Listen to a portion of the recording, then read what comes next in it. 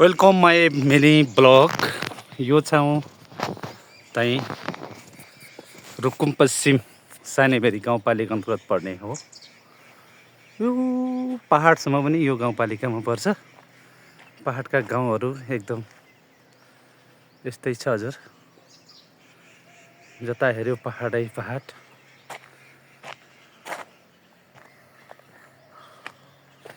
यो नेचुरल घर पहिले का बुवा बाजेको पालामा यो ढुङ्गा एकदम छाएर घर बनाउने चलन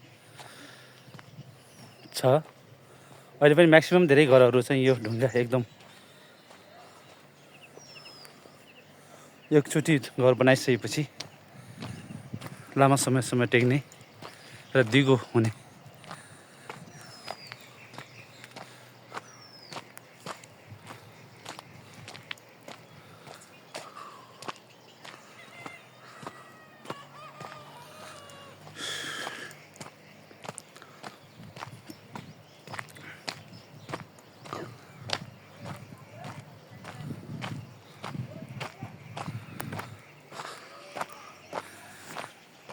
यो कोइलर र ब्रोइलर त अहिले नेपालको हरेक दुर्गम ठाउँमा पनि यसको चाहिँ व्यवसाय सुरु भएको छ। हेर्न सक्नुहुन्छ होला, यहाँ पनि चाहिँ एकजना बजैले यो कोइलर कुखुराको फार्म बनाउनु भएको रहेछ। एकदम म्याक्सिमम कुखुराहरू छन्, धेरै पल्लो भएको रहेछ।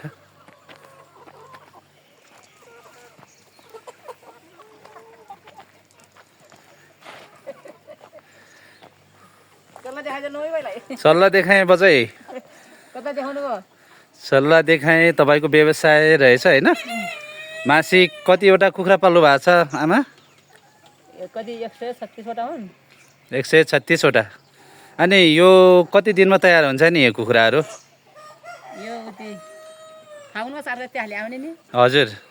अब कति अहिले 1 किलो अहिले त बढ्दै छ। अनि यहाँ कहाँ बिक्री गर्नुहुन्छ नि आमा? 1500 हिँडिहाल्छ गाउँमा। गाउँमै बिक्री हुन्छ? अन्धारो दिनुहुन्छ कि क्यास लिनुहुन्छ? क्यासैमा कारोबार हुन्छ? 800 रुपियाँ केजीमा बिक्री हुन्छ। यो मासु यसको लोकल जस्तै हुन्छ आमा? लोकलै हो। लोकलै हो? ए म्याक्सिमम धेरै लोकल रहेछ क्या हो आमा? सबै लोकलै हो होइन? ए मैले साथीहरू अघि चाहिँ कोइलर हो कि भनेर चाहिँ सोचिरहेको थिएँ, तर चाहिँ रहेनछ। आमाले सबै लोकल कुखुराहरू पाल्नु भएको रहेछ। यो सिमली गाउँको ठेक्क यतातिर अपोजिट साइडमा पर्छ। यो सानेबेरी गाउँपालिका अन्तर्गत। यो गाउँको नाम के हो आमा? सिरिचौरमा कुखुरा पाल्नु भएको रहेछ।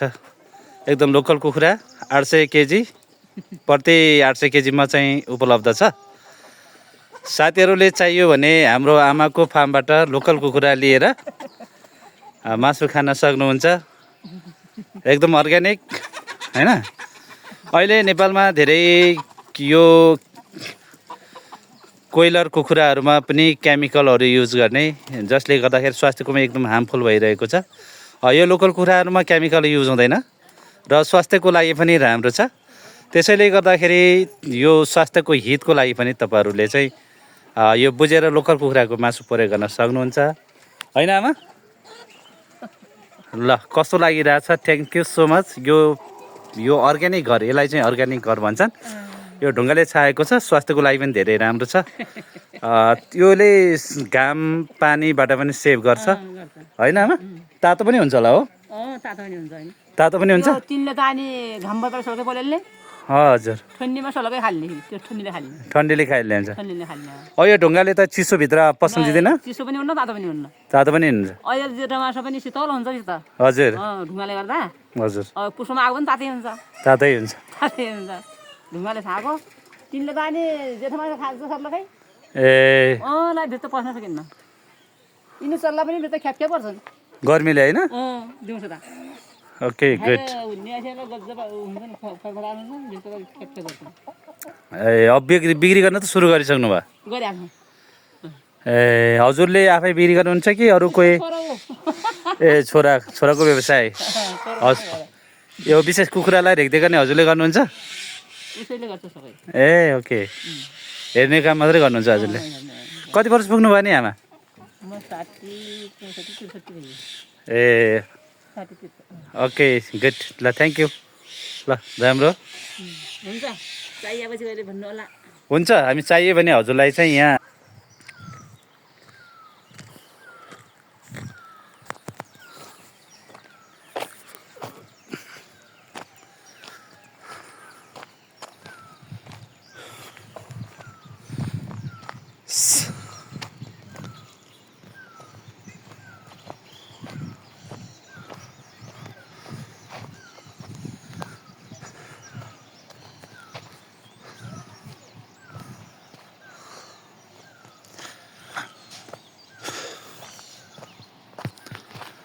यो आँपको रुख हो। यो चाहिँ धेरै आँप फलेको रहेछ, हेर्नु एकदम चाहिँ साना साना दानाहरू छन् र पछि ठुलो हुन्छ होला, तर म्याक्सिमम् फलेको छ।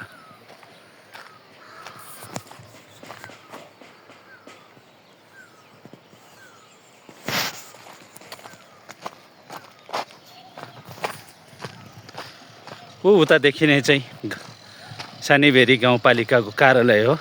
यो सिमली बजार पनि हो। उतासम्म पनि गाउँ छ, त्यो डाँडाभन्दा पनि उता गाउँहरू छन्।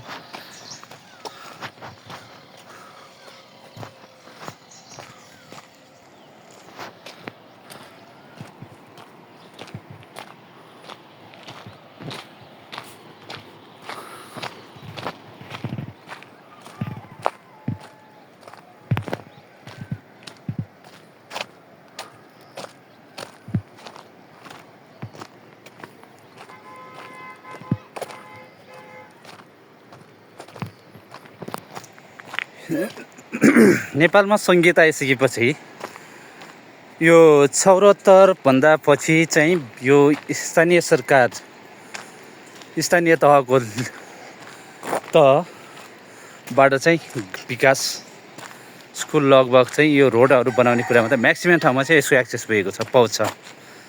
प्रत्येक साना साना गाउँ होला अथवा थोरै गाउँ होला, ठुलो गाउँ होला, त म्याक्सिमम् गाउँमा चाहिँ यो रोडहरू पुगेको अवस्था छ। यो पनि एउटा सकारात्मक रूपमा चाहिँ सङ्घीयताको महत्त्वबाट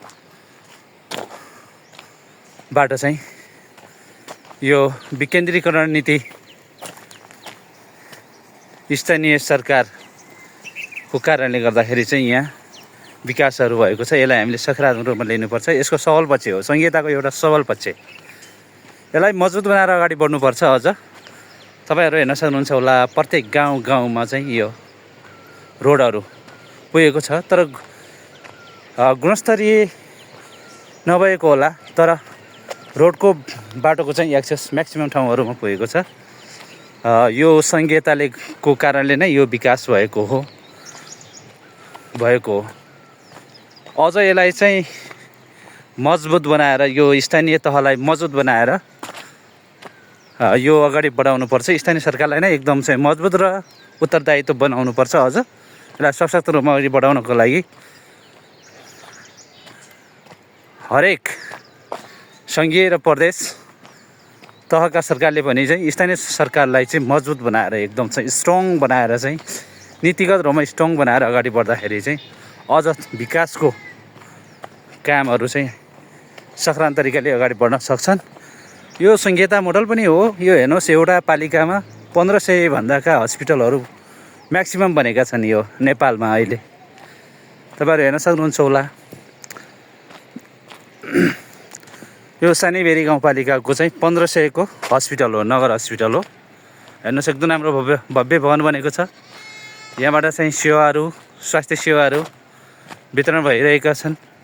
सङ्घीयताभन्दा अगाडि 74 भन्दा अगाडि चाहिँ यस्तो नगरहरूमा, पालिकाहरूमा यस्तो हस्पिटलहरू थिएनन्।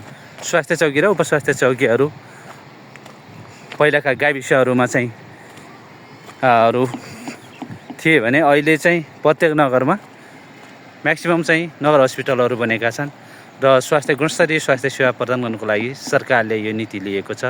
प्रत्येक वडाहरूमा छन्, आधारभूत स्वास्थ्य सेवा केन्द्रहरू छन्, अनि स्वास्थ्य चौकीहरू छन् र सामुदायिक स्वास्थ्य सेवा केन्द्रहरू छन्, सहरी स्वास्थ्य केन्द्रहरू छन्। यो चाहिँ सङ्घीयताको चाहिँ सबल पक्षमा लिन सकिन्छ। तपाईँहरू हेर्न सक्नुहुन्छ होला यो हस्पिटल कति राम्रो छ। यो चाहिँ सानीबेरी गाउँपालिका अन्तर्गत पर्छ। यो उता बग्ने नदी चाहिँ सानीबेरी हो। यो सानीबेरी हो। म्याक्सिमम् यो नदीमा चाहिँ यो बालुवा गिटी एकदम चाहिँ ल्याउँदो रहेछ। तपाईँहरू हेर्न सक्नुहुन्छ होला। Thank you so much my mini blog. यहाँहरूले लाइक कमेन्ट सेयर गर्नुहोला।